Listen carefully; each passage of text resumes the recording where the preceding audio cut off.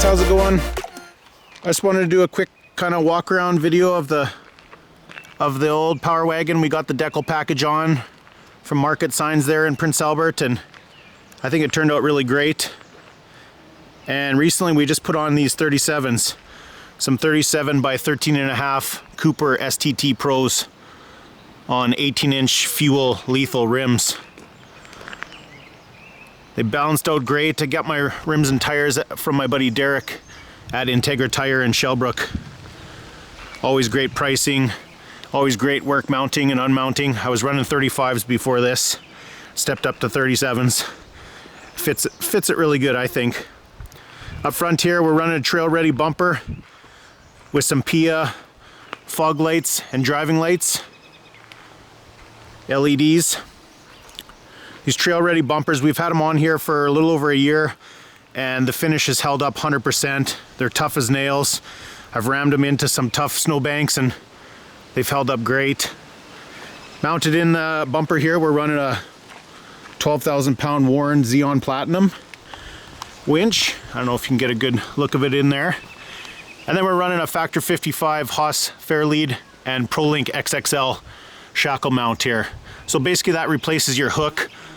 Spool it out and then you hook up with a shackle, so it's kind of a closed winching system. There's no hook to come off, and it's actually kind of a great way to run your winch.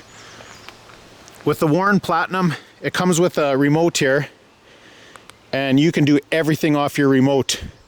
Operate your winch. Actually, we have the lights wired in here, so say you're down the trail and you're 100 feet away, we got 100 feet of synthetic rope on and you can't see for crap because it's dark out. You just hit that and you can turn your lights on. Everything else here is available from the controller. Go into your winch. You got to hold just so you can't accidentally hit it. Hold it down for 3 seconds and you can unlock your winch to put it into free spool. And then of course operate your winch in and out right from there. So it's actually super handy. Tells you the temperature of your winch, tells you the battery power remaining on your truck, so you don't run your battery down right down to nothing, so you can't start and get out from wherever the heck you are. But yeah, I've actually used it quite a few times and it is freaking handy, and man, does it pull. I got the synthetic rope from my buddy TJ at Real Time ATV. 7/16. I don't know, I think braking strength is like 30,000 pounds or something crazy like that. I don't think we'll ever have enough load. The winch will stall out before we can ever brake it. We got rid of the chrome slats. If you know the Power Wagons, they come with chrome slatted front grille.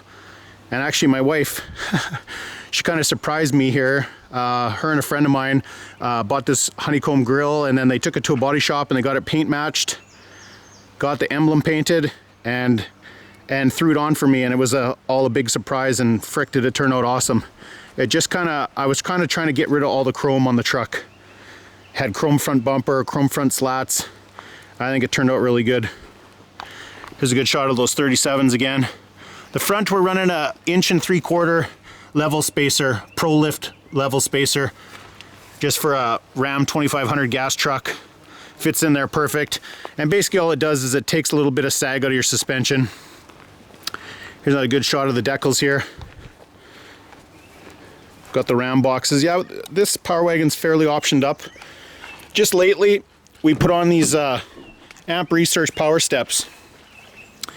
It gives you a nice clean look, and they got LEDs too at night. Gives you a nice clean look when they're up tucked in, and they come down nice for a real nice step.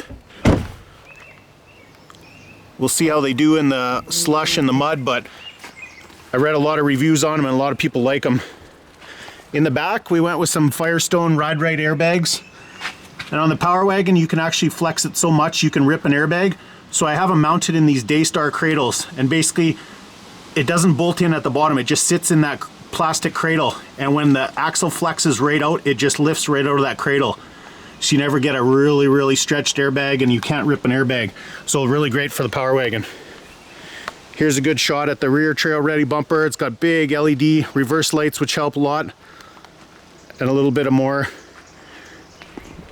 got that emblem. Again, it was chrome, and we got that painted, and a little bit more of the custom decal kit from Market Signs.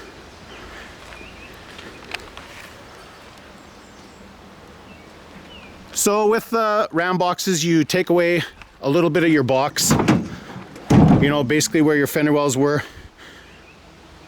and you can still fit a stock quad in, but once you go with aftermarket rims that are spaced out a bit, it's pretty tight. But man, these things are useful as heck.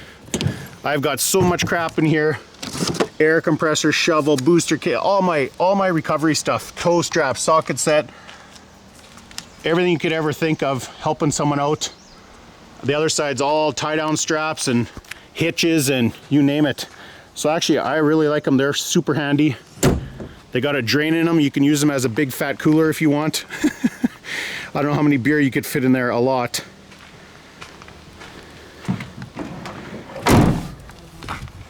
But yeah, there's an overview kind of everything that we got. I got all the accessories put on by truck outfitters and PIAA, and man, they did a great job. They mounted everything. I got a in-cab compressor for the airbags. They wired that all up, plumbed all that in. It's up here. You can control everything right from there. Ride or drop it. There's the one control for the driving lights. The fog lights are wired into the factory switch. What makes the Power Wagon unique, take these keys out, is right there. You got a sway bar disconnect, so you can really get a lot of travel with your front axle, and then you got front and rear lockers. So once you got those locked in, you got all four wheels going all the time. So if you're in a real crazy off camber situation, any tire that's touching, it's going to give you grip and it's going to push you forward. That big 6.4 Hemi is a really great combo. They got 410 gears in the diffs, nice low gears, great for off-road, but still great for towing. Even with 37s, it still tows great. So with 37s, it would be nice to gear down a little lower, just so you get a little bit of bottom end power back. I like to go with a 456 or maybe a 488 or something like that. Probably nothing too much taller than that, but we got next, I might be looking at a cold air intake, a tuner, and an exhaust next. We basically haven't done anything with the motor. It'd be nice to get a touch of power back running these kind of big fat 37s, but actually still it tows great, and really fuel economy is not that bad. You get about 17 liters per 100 driving empty, and towing anywhere from, you know, 20 to 25 liters per 100, which isn't great but isn't terrible. If they made a Cummins Power Wagon, I don't know, that'd be tough. You'd have the best of all worlds. Great tower, great off-road. But the big Cummins engine, I guess they can't run the winch bumper properly, and they can't run the front sway bar disconnect properly from what I've read. So I'm not sure if they would ever throw that little Echo diesel in there, if they'd have room for that. But as of right now, the only option in the new Power Wagons is the big 6.4. It's got lots of torque though, and it's a good motor. Anyways, just wanted to do that walk around video, and I'm really happy with how everything worked out and how the truck's working for us for the last year and a half, and would recommend anything that we've used. I'd recommend it. So thanks guys for watching, and take care.